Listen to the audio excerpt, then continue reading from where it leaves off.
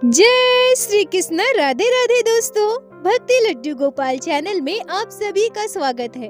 दोस्तों, एक भक्त को अपने ईश्वर पर इतना विश्वास होना चाहिए कि परिस्थिति चाहे कैसे भी हो, बड़ा से बड़ा संकट ही क्यों ना आए, पर भक्त का विश्वास अपने भगवान पर से डगमगाए नहीं। पर दोस्तों, हम इंसान इस पृथ्वी लोक पर रहते हैं जिसे माया लोक भी कहा जाता है। हर इंसान एक दूसरे से मोह माया के रिश्ते से जुड़ा होता है। जब हम पर या हमारे किसी प्रियजन पर जरा भी दुख आता है, जरा भी तकलीफ आती है, तो हम व्याकुल हो उठते हैं। अगर कभी कोई अनिष्ट हो जाए तो हम अपने आप को ईश्वर से दूर कर लेते हैं। हमें खुद पर संयम नहीं रहता।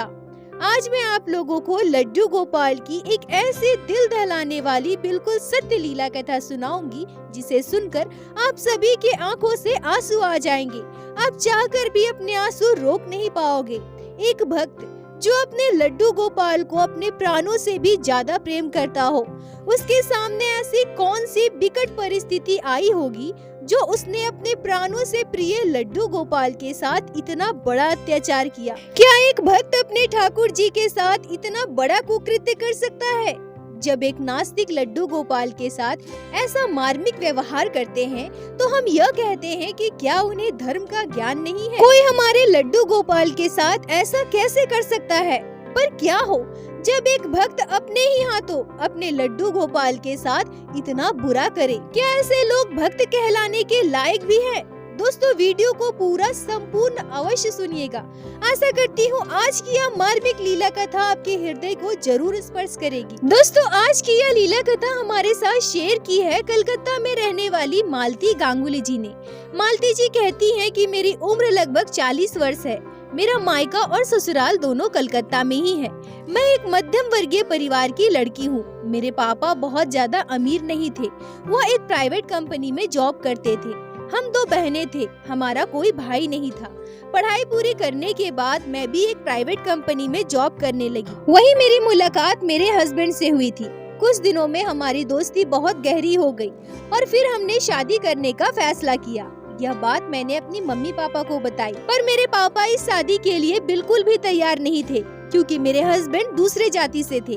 मालती जी कहती हैं कि मैं बचपन से हमेशा अपने मम्मी पापा की बात मानी। ऐसा कभी कोई काम नहीं किया जिससे मेरे मम्मी पापा को जरा भी तकलीफ पहुँचे। पर मैंने पहली बार अपने मम्मी पापा की इच्छा के विरुद्ध जाकर अपने जीवन का सबसे बड़ा निर्णय लिया। मैंने अपने हस्बैंड से शादी कर ली। शादी के बाद मैं अपने मायके गई, पर उन्होंने हमें अपनाने से इनकार कर दिया। मुझसे सारा रिश्ता तोड़ दिया। मेरी बहन मुझसे बड़ी थी, उनकी शादी भी हो चुकी थी, पर उसने भी मुझे नहीं समझा। मम्मी पापा के साथ उसने भी मुझसे सारा रिश्ता तोड़ लिया। अब मेरे ससुराल वाले के अलावा मेरा और कोई नहीं था। मेरे ससुराल में बस मेरी सासू माँ और मेरे हस्बैंड थे। मेरे सासू माँ ने मुझे खुशी खुशी अपना लिया। उन्होंने कहा कि मेरे बेटे की पसंद ही मेरी पसंद है। अगर मेरा बेटा खुश है तो मैं भी खुश हूँ। मेरे मायके की तरह मेरे ससुराल वाले भी बहुत ज्यादा अमीर नहीं थे। जैसा कि मैंने बताया, मैं और मेरे हस्बैंड दोनों एक छोटी सी कंपनी में जॉब करते थे। पर जब हमारी शादी हुई थी उस समय मेरे परिवार वालों की तरफ से बहुत सारी दिक्कतें आई। बहुत दिनों तक हम अपने काम पर नहीं जा पाए। इस वजह से हम दोनों की नौकरी भी जा चुकी थी। अब मेरे हस्बैंड दूसरे काम की तलाश कर रहे थे। कोलकाता में हम एक किराए के मकान में रहते थे। उसका किराया भी देना होता था, घर के खर्चे भी थे। कुछ महीनों तक हमने बहुत मुश्किलों से घर चलाया। फिर मेरे हस्बैंड को दूसरी कंपनी में एक जॉब मिल गया, पर मुझे अभी तक कोई जॉब नहीं मिला था। मेरे हस्बैंड की सैलरी बहुत ज्यादा तो नहीं थी, पर किसी तरह से हम लोगों का गुजारा चल रहा था। मालती जी कहती हैं कि मेरे मायके में मेरी मम्मी लड्डू गोपाल की सेवा किया करती थी। बचपन से मैं लड्डू गोपाल की सेवा हमारे घर में होते हुए देखी हूँ। मुझे बाल गोपाल बहुत अच्छे लगते थे। उनसे मेरा एक अलग ही जुड़ाव था। ससुराल आने के बाद मैं अपने लड्डू गोपाल को बहुत याद करती थी। मैंने अपने सासू माँ से कहा कि मम्मी जी, मुझे मेरे लड्डू गोपाल की बहुत याद आती है। क्या हम अपने घर एक छोटे से बाल गोपाल को लेकर आएं? मालती जी कहती हैं कि जैसा मैंने आप सभी को बताया, मेरी सासू माँ बहुत अच्छी थी। उन्होंने मुझसे कहा कि हाँ बहू, अगर तुम चाहती हो लड्डू गोपाल की सेवा करना, अगर तुम कर सकती हो तो लेकर आओ ना, मुझे कोई आपत्ति नहीं है। और वैसे भी घर में पूजा पाठ होना कोई बुरी बात थोड़ी है। लड्डू गोपाल तो स्वयं श्री कृष्ण के बाल स्वरूप है। नारायण का हमारे घर पे वास होगा। फिर मैं और मेरी सासू माँ बाजार जाकर एक छोटे से लड्डू गोपाल को हमारे घर लेकर आए और तभी से हमारे घर पे बाल गोपाल की सेवा प्रारंभ हो गई। मैं और मेरी सासू माँ दोनों मिलकर लड्डू गोपाल की सेवा किया करते थे। मेरी सासू माँ को सिलाई का काम भी आता था। हमारे घर पे एक सिलाई मशीन भी थी। मेरी सासू माँ सुंदर सुंदर पोशाक लड्डू गोपाल के लिए बनाया करती थी। बहुत ज्यादा पैसे ना होने के बाद भी हम तीनों लड्डू गोपाल के साथ अपने परिवार में बहुत खुश थे। हर एक त्योहार हम अपने लड्डू गोपाल के साथ धूमधाम से मनाते थे। पर मेरी शादी के लगभग 8 महीने बाद मुझे पता चला कि मेरे पापा की मृत्यु हो चुकी है। यह सुनते ही मैं बहुत रोने लगी थी। मैं अपने हस्बैंड के साथ अपने पापा के घर भी गई थी, पर मेरी मम्मी ने मुझे पापा को देखने तक नहीं दिया। वो कहने लगी कि जब तेरे पापा जिंदा थे तब उन्होंने तुमसे सारा रिश्ता तोड़ लिया है। अब जब यह नहीं है तो मैं तुम्हें इनका चेहरा देखने नहीं दूंगी। मेरी मम्मी मेरी दीदी दोनों मिलकर मुझे वहाँ से निकाल दिया। मैं बहुत रोई थी, बहुत गिड़गिड़ाई थी, पर मुझे एक बार अपने पापा का चेहरा तक देखने नहीं दिया। कुछ दिनों तक मैं बहुत दुखी हो गई थी, अपने पापा के लिए बहुत रोती थी। कुछ दिनों बाद मुझे पता चला कि मेरी दीदी मेरी मम्मी को अपने साथ अपने ससुराल लेकर गई है। मेरी दीदी का ससुराल दिल्ली में था। अब मेरा रिश्ता पूरी तरह से मेरे मायके वालों से टूट चुका था। अब आशा की कोई किरण नहीं थी। धीरे धीरे करके मैं इस दुख से उबरने लगी और अपना पूरा ध्यान अपने लड्डू गोपाल पर लगा दिया। शादी के 2 साल के बाद लड्डू गोपाल की कृपा से मेरे बेटे का जन्म हुआ। मैं बाल गोपाल को अपना पहला संतान मानती थी और संतान के रूप में ही उनकी सेवा करती थी। मेरे साथ साथ मेरी सासू माँ भी लड्डू गोपाल की सेवा किया करती थी। वो भी बाल गोपाल से बहुत प्रेम करती थी। धीरे धीरे समय बीतता रहा। लड्डू गोपाल की कृपा से मुझे 2 पुत्र और एक पुत्री संतान की प्राप्ति हुई। मेरे तीनों बच्चे छोटे छोटे थे। घर में खर्च भी बहुत ज्यादा बढ़ गया था। हम किराए के मकान में रहते थे। मेरे हस्बैंड पर बहुत ज्यादा बोझ पड़ रहा था। मैंने अपने हस्बैंड से कई बार कहा कि मैं भी कोई छोटा मोटा जॉब देख लेती हूँ, घर के खर्चों में आपकी थोड़ी सहायता हो जाएगी। पर मेरे हस्बैंड का कहना था कि अभी हमारे तीनों बच्चे बहुत छोटे हैं, इन्हें छोड़कर तुम जॉब पर कहाँ जाओगी। मेरा बड़ा बेटा और मेरी बड़ी बेटी अब स्कूल जाने लगे थे। मेरा छोटा बेटा अभी मात्र 7 महीने का था।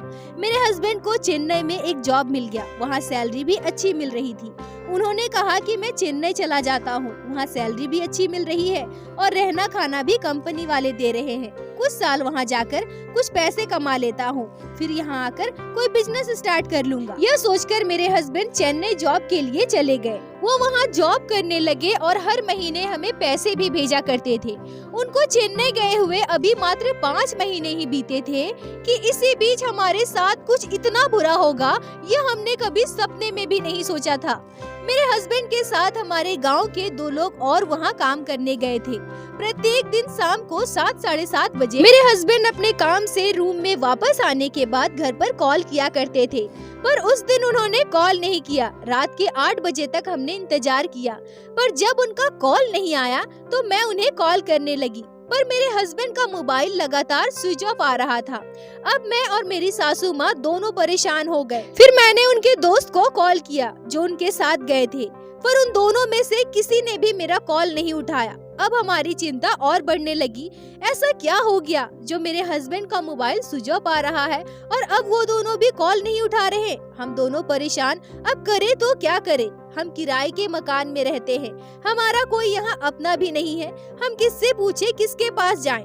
तभी रात के लगभग 10 साढ़े 10 बजे मेरे मोबाइल पर एक कॉल आता है। दोस्तों, मालती जी रोते हुए कहती हैं कि वह दिन मेरे जीवन का सबसे बुरा दिन था। उस दिन को मैं अपने जीवन काल में कभी भी नहीं भूल सकती। यह कॉल मेरे हस्बैंड के दोस्त का था जो उनके साथ काम करने चेन्नई गए थे।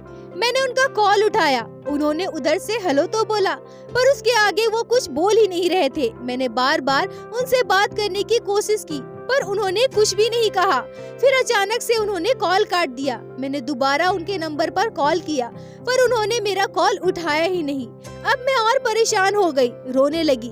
मेरी सासू माँ मुझे चुप करवाने लगी। वो कहती है कि बहू परेशान मत हो सकता है नेटवर्क नहीं होगा, इस वजह से तुम्हारी बात नहीं हो पाई। पर तभी हमारे दरवाजे पर किसी की दस्तक होती है। मेरी सासू माँ ने दरवाजा खोला। तब हम देखते हैं कि हमारे मकान मालिक और उनकी पत्नी दोनों हमारे दरवाजे पर खड़ी है। इतनी रात को उन्हें हमारे घर देखकर हम दोनों आश्चर्य हो गए। तभी हम क्या देखते हैं कि उनके साथ साथ हमारे आस पड़ोस के कई लोग हमारे घर आ रहे हैं। अब मैं और मेरी सासू माँ दोनों घबरा गए। मैंने उनसे पूछा कि क्या हुआ है, आप सभी एक साथ हमारे घर पे? मालती जी कहती है कि वो हमें जो बताते हैं उसे सुनकर मैं और मेरी सासू माँ दोनों स्तब्ध थे। हमारे पैरों तले की जमीन खिसक जाती है, सर पर आसमान टूट जाता है। वो हमें बताते हैं कि मेरे हस्बैंड की सड़क दुर्घटना में मृत्यु हो चुकी है। मुझे तो उनकी बातें सुनकर कानों पर यकीन ही नहीं हो रहा था। ये कैसे हो सकता है? अभी सुबह तो मैंने अपने हस्बैंड से बात की और अब ये सब हो गया। नहीं, ऐसा नहीं हो सकता है। मैं जोर से चीखने लगी, चिल्लाने लगी। मेरी सासू माँ भी बहुत रोने लगी। मेरे छोटे छोटे बच्चे हम दोनों को इतना रोते देखकर वो भी रोने लगे। हमारे आस पड़ोस के सभी लोग हमें समझाने लगे, चुप कराने लगे, पर मुझे यकीन ही नहीं हो रहा था कि ऐसा कैसे हो सकता है। मेरे हस्बैंड के अलावा हमारा और है ही कौन? अब हम किनके सहारे जिएंगे? मेरे 3 छोटे छोटे बच्चे हैं, मेरी वृद्ध सासू माँ है, अब हमें कौन देखेगा? ऐसा लग रहा था मानो हमारे सर का छत चला गया हो, हमारे पैरों की जमीन छिन चुकी हो। मैं और मेरी सासू माँ दोनों पागलों की तरह रोए जा रहे थे। हमें सुध बुध नहीं था। कुछ घंटों के बाद धीरे धीरे सभी अपने अपने घर जाने लगे। बस हमारे पास के कुछ पड़ोसी ही रुके थे। तभी उनमें से एक बुजुर्ग काकी मुझसे कहती है कि मालती, तुम हौसला रखो, तुम अगर इस तरह से टूट जाओगी तो कैसे चलेगा? तुम्हारे 3 छोटे छोटे बच्चे हैं, तुम्हारी वृद्ध सासू माँ है, अब इन सब का ख्याल तुम्हें ही रखना है। तुम मजबूत बनो। और तुम्हारे लड्डू गोपाल है ना, तुम तो बाल गोपाल की इतनी सेवा करती हो, उन पर भरोसा करती हो, वो तुम्हारे साथ है, वो तुम्हें हिम्मत देंगे। जो होना था वो हो चुका है, अब भगवान पर भरोसा रखो, आगे वही इस मुसीबत से तुम्हें बाहर निकालेंगे, आगे वही इस मुसीबत से तुम्हें पार लगाएंगे। दोस्तों, मालती जी रोते हुए कहती हैं कि जब वो काकी ने यह कहा कि तुम्हारे लड्डू गोपाल है ना, तुम तो उनकी इतनी सेवा करती हो, उन पर इतना विश्वास करती हो, अब वही तुम्हें इस मुसीबत से बाहर निकालेंगे, तब मेरे दिमाग में अचानक से आया, लड्डू गोपाल? हाँ, ये तो बिल्कुल सही कह रही है। मैं तो लड्डू गोपाल पर कितना विश्वास करती हूँ, उनकी सेवा बरसों से कर रही हूँ। अपने बच्चे से भी बढ़कर मैं लड्डू गोपाल का ध्यान रखती हूँ, पर उन्होंने मेरे साथ ऐसा क्यों किया? मुझसे मेरा सब कुछ छीन लिया। मेरी सासू माँ तो बाल गोपाल की कितनी सेवा करती थी, उनके लिए अपने हाथों से पोशाक बनाती थी, तरह तरह के पकवान बनाकर भोग लगाती थी, और आज उस लड्डू गोपाल ने मेरी सासू माँ के साथ क्या किया? वृद्ध अवस्था में एक माँ से उसके बेटे को छीन लिया। मेरे तीनों छोटे छोटे बच्चे, अभी इन्होंने ठीक से जाना तक नहीं था कि एक पिता का प्यार क्या होता है, और इन तीनों के सर से पिता की छत्र छाया छीन ली। नहीं, वो हमारे भगवान नहीं हो सकते, वो मेरे ठाकुर जी नहीं हो सकते। लोग इन्हें करुणा निधि कहते हैं, दीन बंधु कहते हैं। अगर वो सच में भगवान होते तो एक भक्त के साथ इतना बुरा कभी नहीं करते। नहीं, वो मेरे ठाकुर जी नहीं है। मालती जी कहती है कि ये सारी बातें मेरे दिमाग में आते ही मेरे सर पर खून सवार हो गया। मुझे खुद पर कंट्रोल नहीं था। मैं समझ नहीं पा रही थी कि मैं क्या कर रही हूँ। मैं अपने आपे से बाहर हो गई। इधर मेरी सासू माँ रो रही थी, इधर मेरे बच्चे बिलख रहे थे। मैं कुछ नहीं समझ पा रही थी कि मैं क्या कर रही हूँ। मैं दौड़कर मेरे घर की मंदिर की ओर भागती हूँ। मुझे मंदिर की ओर अचानक से भागते देखकर मेरे सासू माँ और मेरे पड़ोसियों को कुछ भी समझ नहीं आया। वो भी मेरे पीछे मंदिर की ओर भागे। किसी को कुछ समझ आता उससे पहले ही मैंने झटके से लड्डू गोपाल को उठा लिया और मैंने अपने हाथों से अपने लड्डू गोपाल को जोर से जमीन पर पटक दिया। जमीन पर बाल गोपाल गिरते ही जोर की आवाज हुई और उस आवाज के साथ मेरे लड्डू गोपाल का हाथ टूट गया। तभी मेरी सासू माँ मुझे जोर से पकड़ ली और मुझसे कहने लगी, तूने ये क्या कर दिया बहू? ये ठाकुर जी है, इनके साथ तुमने ऐसा क्यों किया? क्या तुम पागल हो गई हो? तुम ये सब क्या कर रही हो? तभी उस काकी ने लड्डू गोपाल को जमीन से उठा लिया और उनके टूटे हुए हाथ को जमीन से उठाकर कहती है कि बहू ये तुमने क्या कर दिया, लड्डू गोपाल का हाथ तोड़ दिया। मालती जी कहती है कि उस दिन मैंने लड्डू गोपाल के लिए बहुत भला बुरा कहा था। मैंने सबसे कहा कि ये भगवान नहीं है, अभी इन्हें उठाकर घर से बाहर फेंको, मैं अब इनकी सेवा कभी नहीं करूँगी। मेरी सासू माँ रोते हुए मुझे बहुत समझाती है, पर मुझे किसी के समझाने का कोई असर नहीं हुआ। मैं अपना सुध-बुध खो बैठी थी। मैं बस एक ही बात रट रही थी कि लड्डू गोपाल को अभी हमारे घर से बाहर फेंको, अब मैं इन्हें देखना तक नहीं चाहती। वो काकी मेरी सासू माँ से कहती है कि बहू की स्थिति हम समझ सकते हैं, इतना गलत होने के बाद किसी का भी विश्वास भगवान पर से डगमगा जाए। मैं लड्डू गोपाल को अपने घर लेकर जाती हूँ। मेरे घर में पहले से एक लड्डू गोपाल है। मैं ऐसे इस लड्डू गोपाल को बाहर नहीं फेंकने दूंगी, मैं इनकी भी सेवा करूंगी।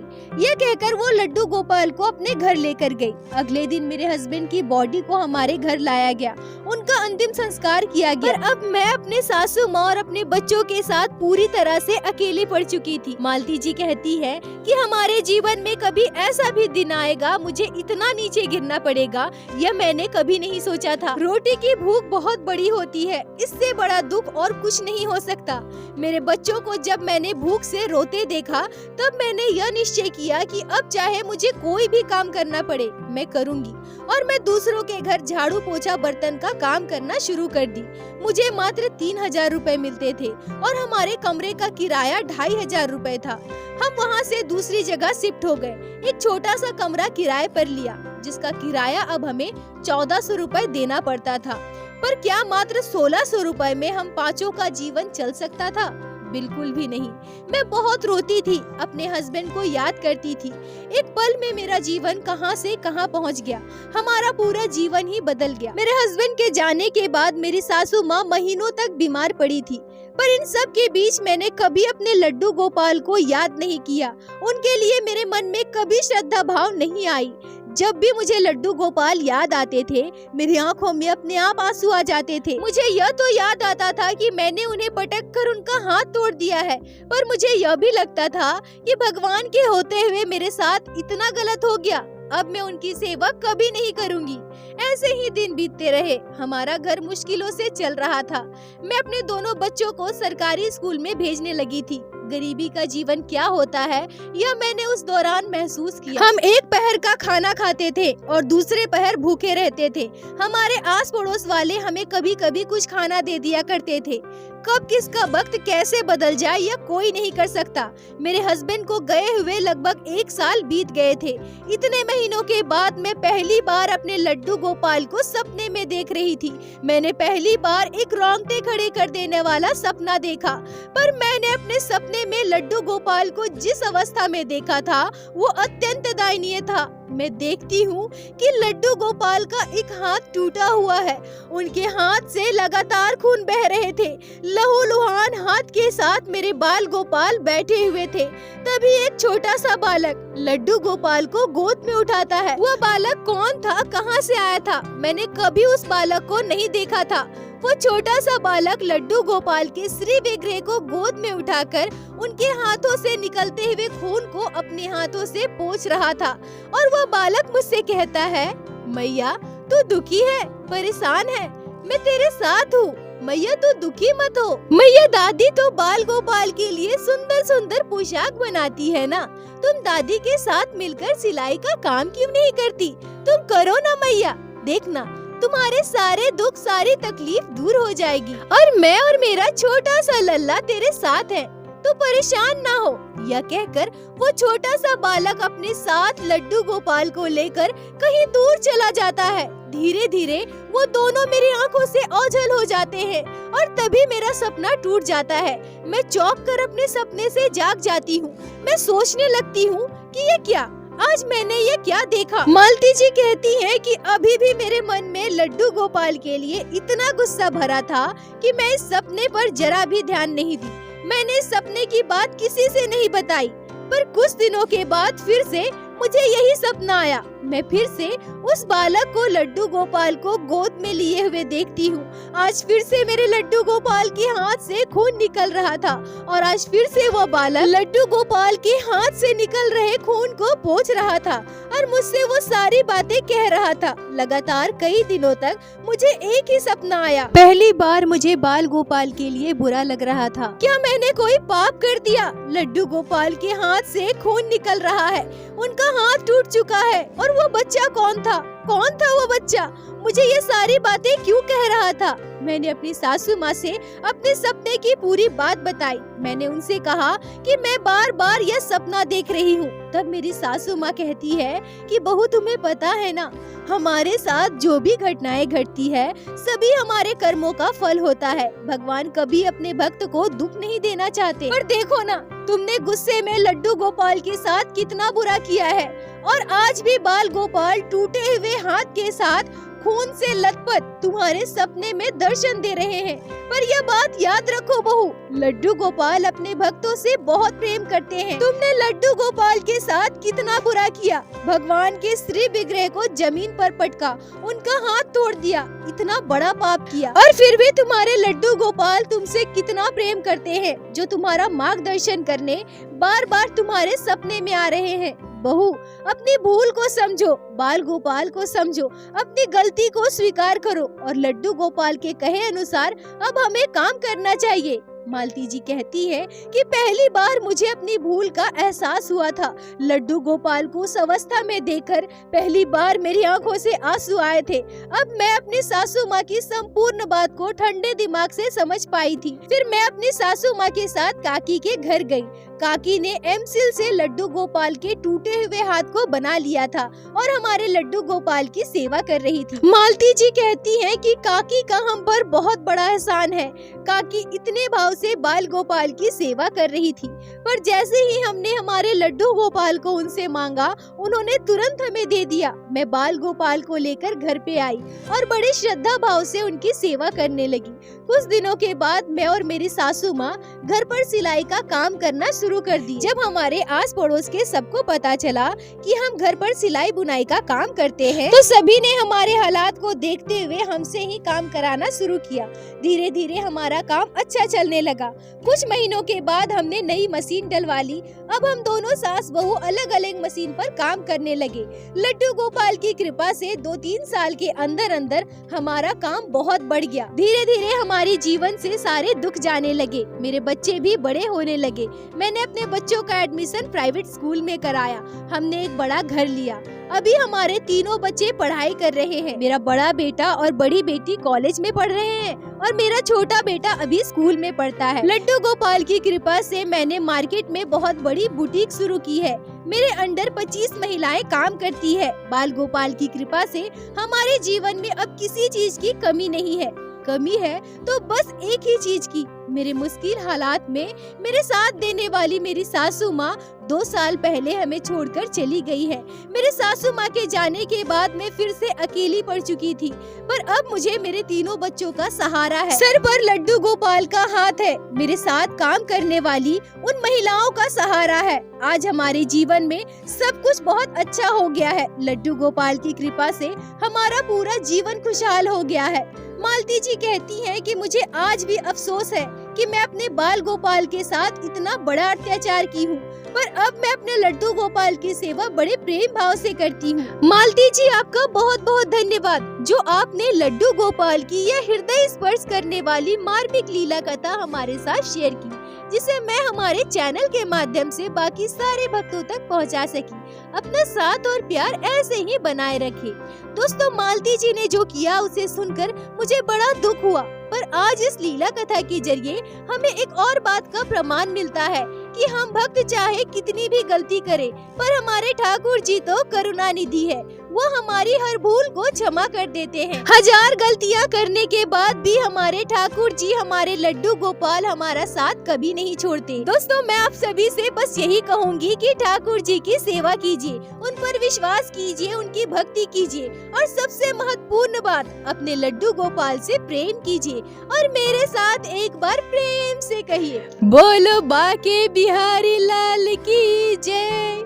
लड्डू गोपाल की जय, जय जय श्री राधे।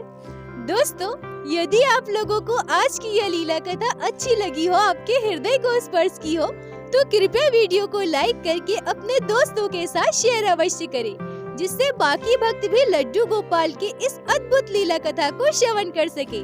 और हमारे चैनल को सब्सक्राइब करें, जिससे प्रतिदिन आप लोग हमारे चैनल पे श्री बांके बिहारी श्री लड्डू गोपाल की लीला कथा सुन सके।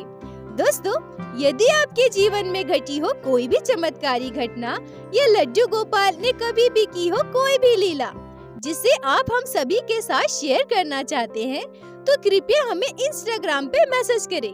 हम आपसे कांटेक्ट करेंगे और आपकी उस लीला कथा को हमारे चैनल पे बाकी सारे भक्तों के साथ शेयर अवश्य करेंगे। लड्डू गोपाल की कृपा आप पर और आपके पूरे परिवार पर बनी रहे। राधे राधे दोस्तों।